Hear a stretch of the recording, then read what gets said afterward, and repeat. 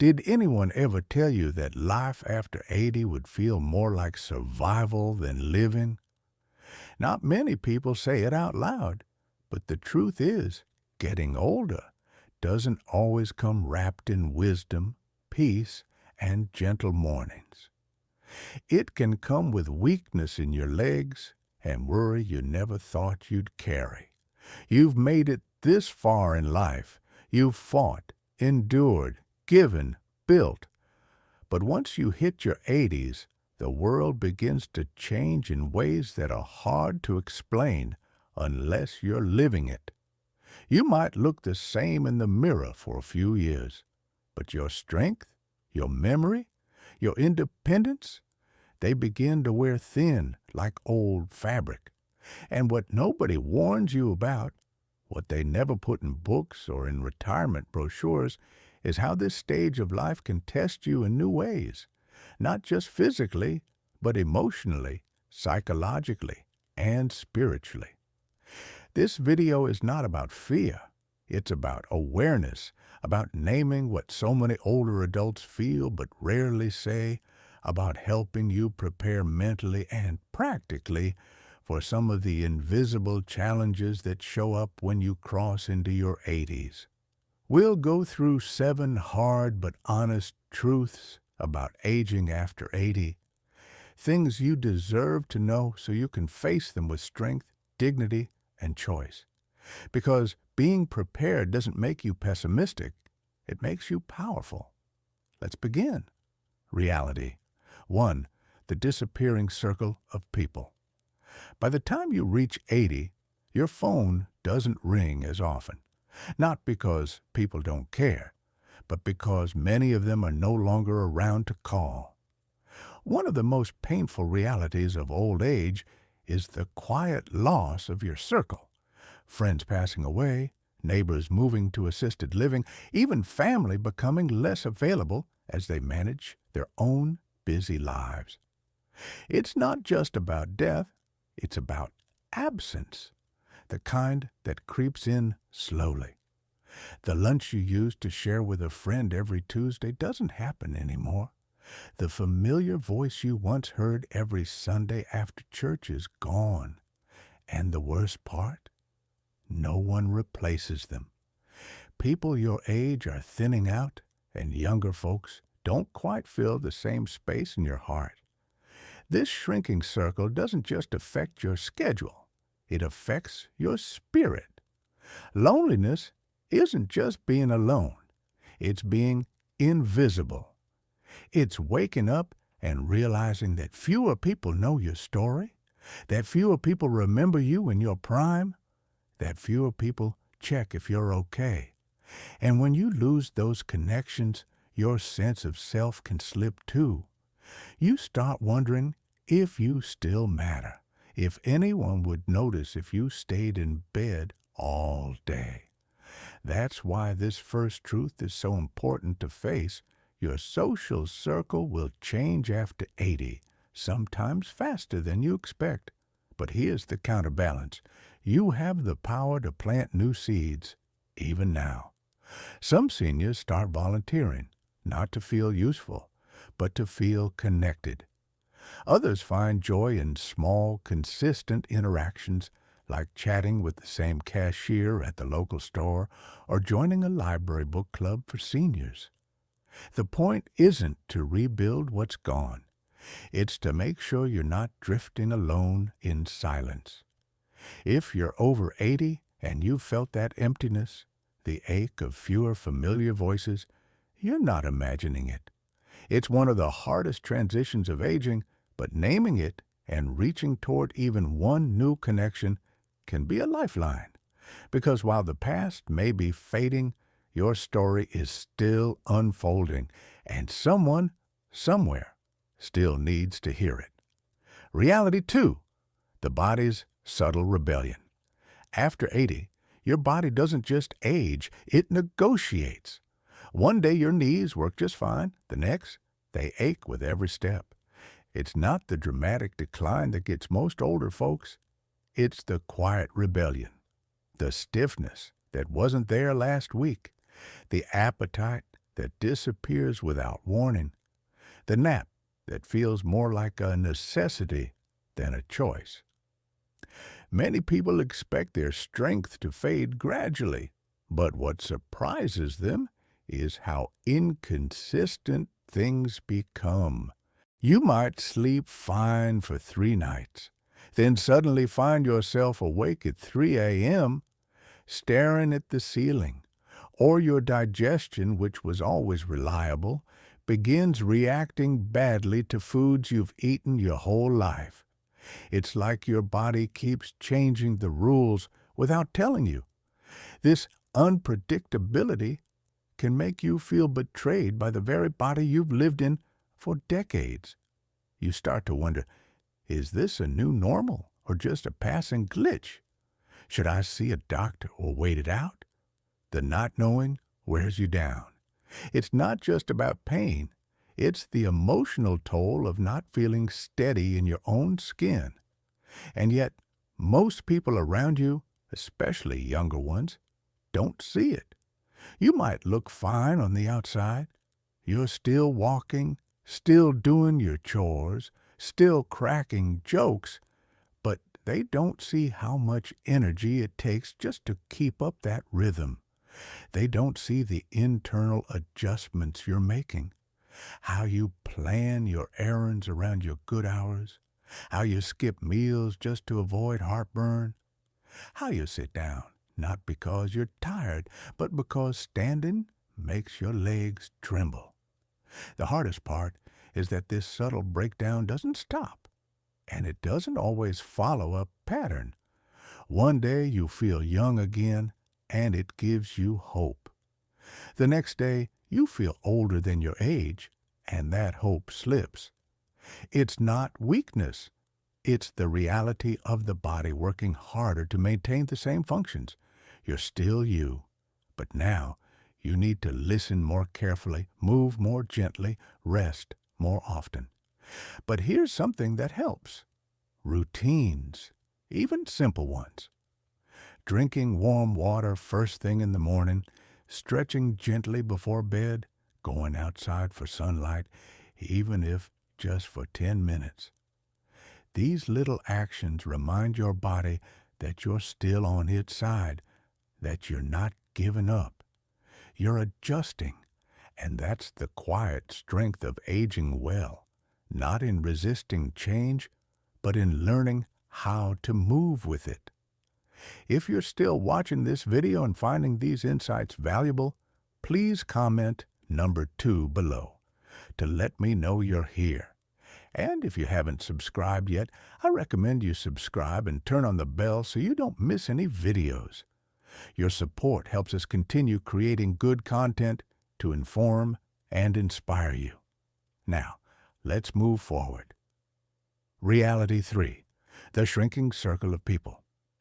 After 80, one of the hardest truths to face is this: your circle gets smaller. Sometimes it happens slowly, other times all at once. Friends you used to call weekly stop answering. Neighbors you shared coffee with move away or pass away. Even your own family, the ones who once needed you for everything, suddenly seem busy with their own lives. It's not always that people mean to pull away. Life just changes. Your children become grandparents themselves. Their time gets eaten up by jobs, grandkids, their health, their stress, and while they still love you, the phone calls become less frequent, the visits more rushed, the sense of belonging fainter. At first, you might tell yourself it's temporary. They're just busy this month. But weeks stretch into months. Birthdays go by with only a short text. Holidays feel quieter. You find yourself reminiscing more, replaying old conversations, holding on to memories, because new ones are harder to come by. There's also the social shift that comes with aging. Maybe you don't drive at night anymore. Maybe it's harder to hear in loud places.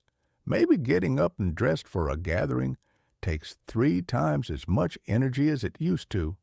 So Even when there are opportunities to connect, you hesitate. You want to go, but you weigh the cost, and many times the cost feels too high. This creates a dangerous loop. The less you connect, the more invisible you begin to feel.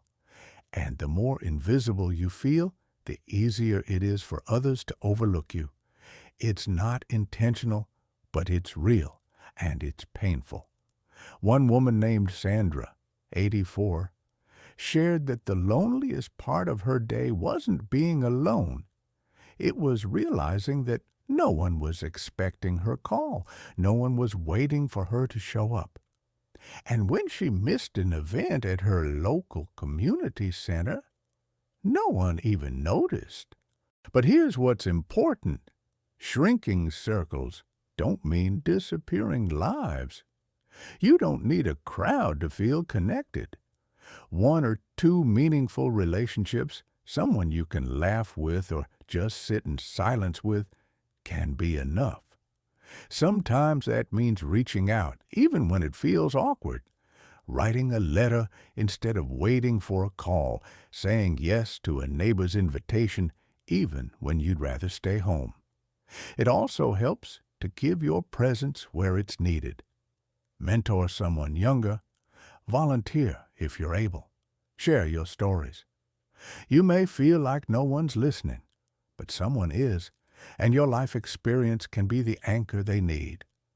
Growing older doesn't mean becoming irrelevant, but staying visible does take effort, and it begins by remembering that while your circle may be smaller, your value hasn't shrunk at all. Reality. 4. The burden of outliving others. There's a quiet kind of pain that comes with outliving the people you love. And after 80, this becomes more than just a possibility. It becomes a pattern.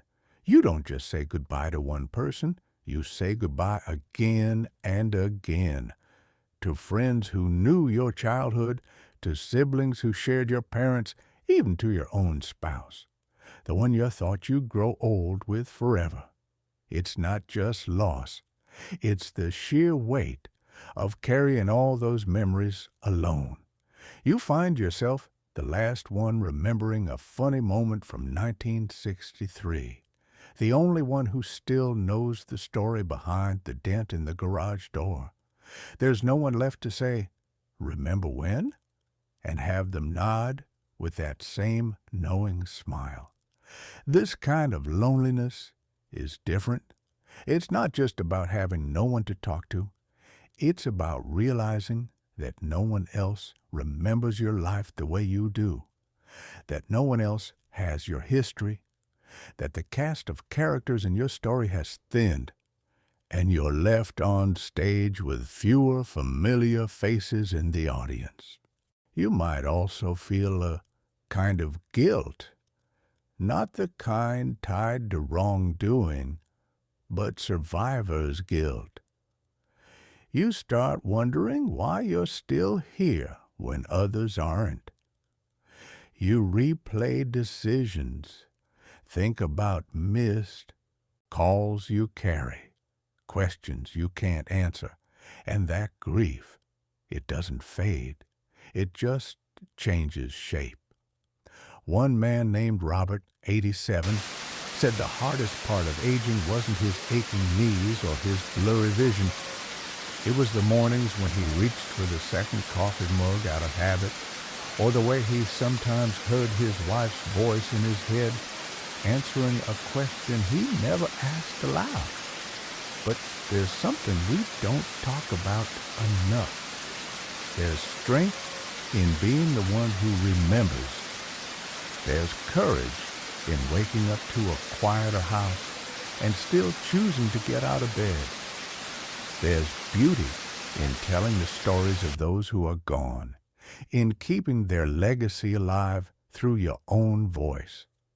If you're still watching this video and finding these insights valuable, please comment number 4 below to let me know you're here. And if you haven't subscribed yet, I recommend you subscribe and turn on the bell so you don't miss any videos.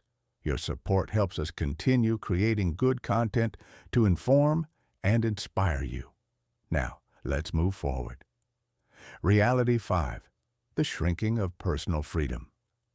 After 80, something strange starts to happen. Even if you're still sharp, still capable, and still independent, people begin to treat you like you're not. Your freedom, little by little, starts to shrink. It begins with small things. Maybe your children insist on driving you everywhere, even when you know you're perfectly fine behind the wheel. Or they start questioning what you eat, when you sleep, how you take your pills. It's not that they don't love you, it's that their worry makes them overstep. And suddenly, you're not the one making the final call. You're being advised, guided, or gently pushed. This is when frustration creeps in. You know your own limits. You've earned the right to choose what matters. But the world around you starts deciding for you, as if old age cancels out a lifetime of judgment and self-control. You may even feel invisible in conversations, as if your preferences don't weigh as much as they used to. One woman named Joyce, 84, shared how her daughter started organizing every part of her day, from morning walks to what shows she watched. It came from love, but it made her feel like a child. Joyce said she felt like her independence was being slowly erased, not because she couldn't function, but because others assumed she couldn't. This is one of the quiet battles of aging, the struggle to hold on to your agency in a world that means well but doesn't always listen. It's not about being stubborn, it's about dignity, about still having a say, about being asked, not told. But here's the part that matters. Setting boundaries at this stage isn't selfish, it's necessary. You can say, I appreciate your help, but let me handle this. You can express when something doesn't sit right. The people who love you might be surprised at first, but over time they'll learn to respect it, because the truth is, the more you protect your independence, the longer you stay connected to the world in a way that matters. Choices, what to eat, who to visit, how to spend your time, aren't just preferences. They're expressions of your identity. And no matter how old you are, your identity deserves space. Reality 6. The emotional cost of outliving others. One of the hardest things that comes after 80 isn't physical pain, it's emotional loss. You start to notice that the people who once filled your days, your phone calls, your holidays begin to disappear. Old friends pass, siblings fade, sometimes even a spouse. And what's left behind isn't just sadness, it's a strange quietness that settles into your routines. Grief at this age doesn't always come in waves like it used to. It comes in stillness.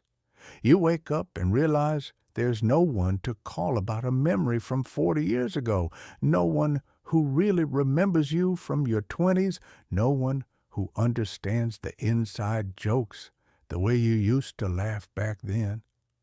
That kind of loneliness isn't loud. It's just always there in the background, like an old radio humming softly. For many, this leads to a sense of being unanchored, like you're floating in a world that keeps moving forward while pieces of your past quietly vanish. And no one teaches you how to mourn that. No one prepares you for how much strength it takes just to keep showing up, smiling, eating, engaging, while carrying all that invisible weight.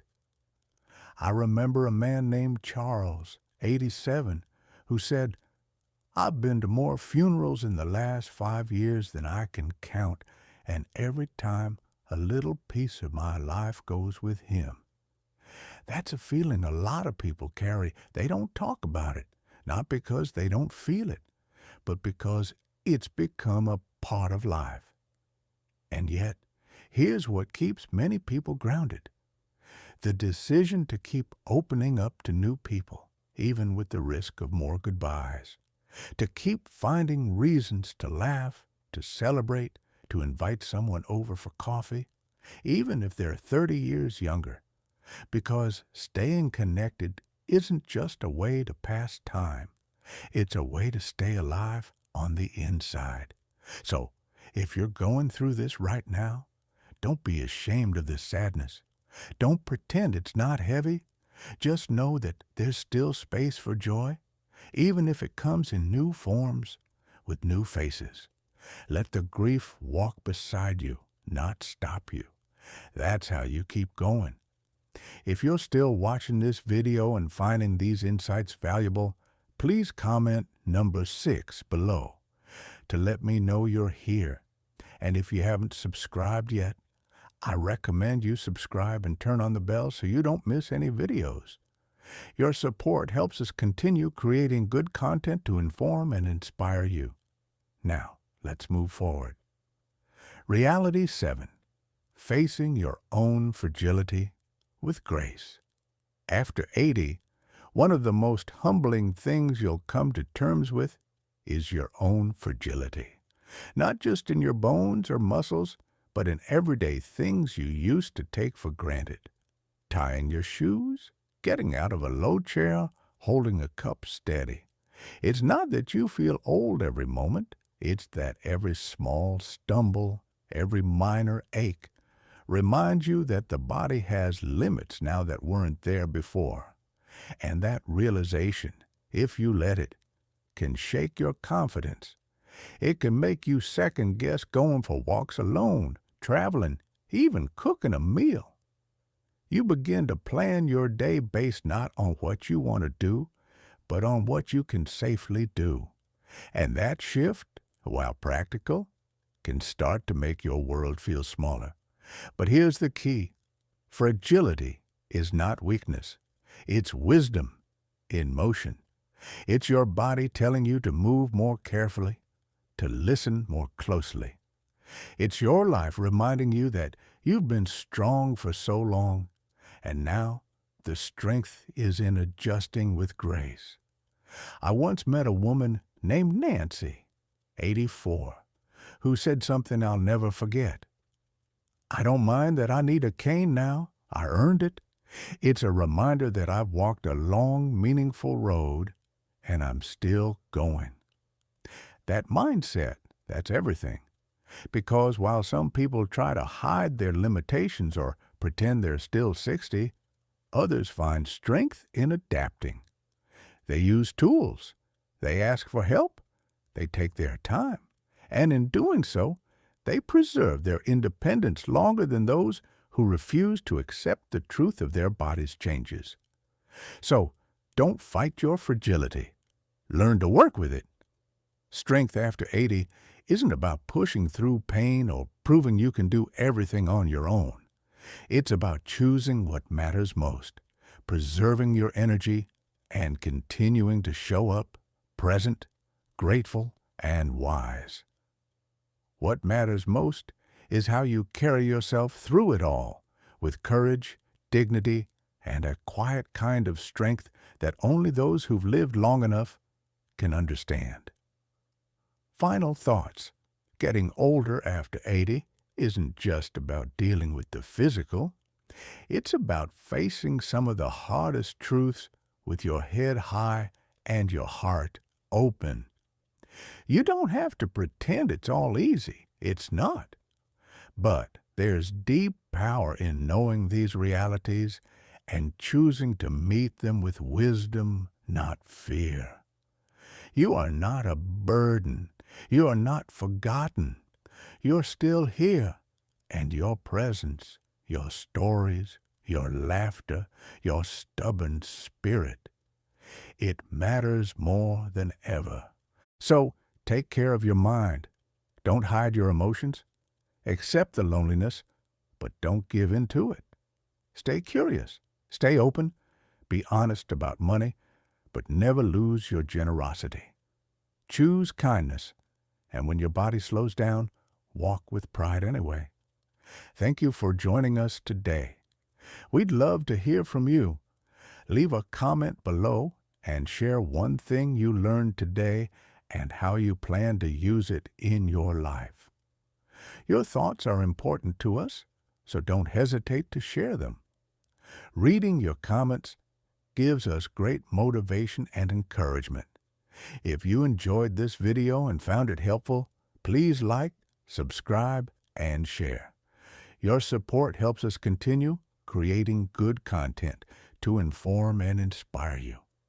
Thanks for watching, and we look forward to seeing you in the next video.